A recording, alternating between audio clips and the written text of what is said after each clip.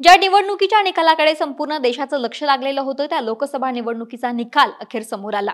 देशामध्ये एनडीए आणि इंडिया आघाडी जरी सत्तेच्या दिशेने वाटचाल करत असली तरी राज्यामध्ये महाराष्ट्रापुरतं बोलायचं झालं तर महायुतीवरती महाविकास आघाडीने सरशी घेतल्याचं पाहायला मिळतं। महाविकास आघाडीने जवळपास 30 जागांवरती आघाडी घेतल्याचं चित्र आहे। महाविकास आघाडीच्या काँग्रेस, ठाकरे गट आणि शरद पवार गटाचं हे मोठं यश असल्याचं बोललं जाते। या सगळ्यांमध्ये या तिन्ही पक्षांमध्ये जायंट किलर पक्ष ठरला तो म्हणजे शरद पवार गट। शरद पवार गटाचे जवळपास 10 उमेदवार निवडणुकीच्या रिंगणामध्ये होते। त्या 10 पैकी 7 जागांवरती जे आहेत शरद पवार गटाचे उमेदवार विजयी झाल्याचं बोललं जातं। अर्थातच या संपूर्ण निवडणुकीमध्ये शरद पवार हे जायंट किलर ठरल्याचं सध्या राजकीय वर्तुळामध्ये चर्चा आहे। दरम्यान शरद पवार गटाचे ज्या 3 ठिकाणी पराभव झाला त्यातली एक जागा म्हणजे सातारा लोकसभा मतदारसंघ।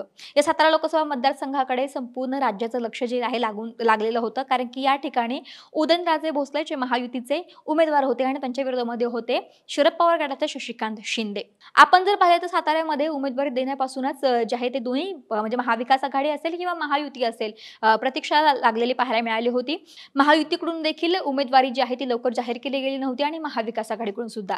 त्यानंतर जे आहे ते उदयनराजे भोसलेंच्या नावावरती शिक्कामोर्तब झाला होता आणि त्यांच्या विरोधामध्ये शशिकांत शिंदे शरद पवार गटाचे नेते आहेत, शरद पवारांच्या जवळचे मानले जाणारे शशिकांत शिंदे या रिंगणामध्ये होते। प्रचारादरम्यान सुद्धा दोन्ही मतदार उमेदवारांकडून जे आहे ते मोठी ताकद पणाला लावल्याचं पाहायला मिळालं होतं।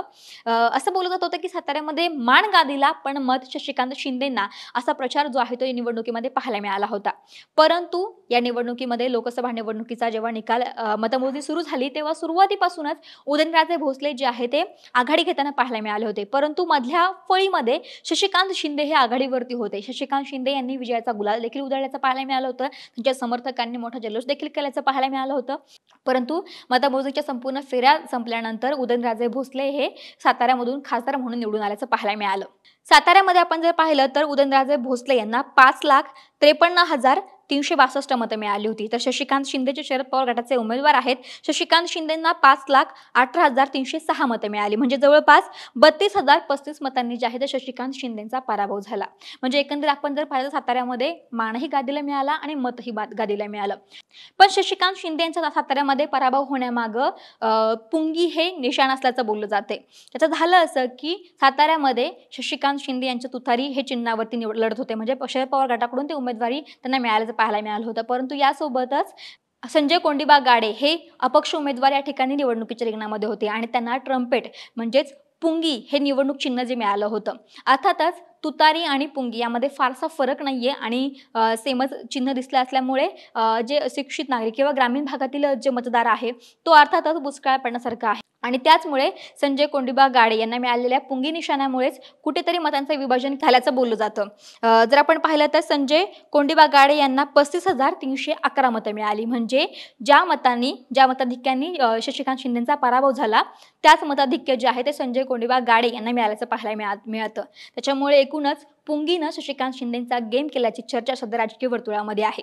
म्हणजे आपण जर पाहिलं तर कराड दक्षिण आणि उत्तर मतदारसंघामध्ये उदयनराजे भोसलेंना मोठं मताधिक्य मिळालं, परंतु इतर विधानसभा मतदारसंघामध्ये जे आहे ते शशिकांत शिंदे यांनी तगडी फाईट दिल्याचं बोललं जातं। परंतु संजय कोंडिबा गाडे यांच्या पुंगीसारख्या दिसणाऱ्या तुतारीसारख्या दिसणाऱ्या पुंगी या निशाणी चिन्हामुळे शशिकांत शिंदेंचा गेम केल्याची चर्चा सध्या राजकीय वर्तुळामध्ये सुरू आहे। अन्यथा शशिकांत शिंदे हे मोठ्या मताधिक्याने निवडून आले असते असं देखील बोललं जाते। तरी या संपूर्ण राजकारणाविषयी तुम्हाला काय वाटतं आम्हाला कमेंट करून जरूर कळवा। महाराष्ट्रातील सर्व बातम्यांचे विश्वासार्ह व्यासपीठ, सकाळच्या सर्व सोशल मीडिया प्लॅटफॉर्मला लाईक, फॉलो आणि सबस्क्राईब करा। तसंच सर्व नोटिफिकेशनसाठी बेल आयकॉन प्रेस करायला विसरू नका।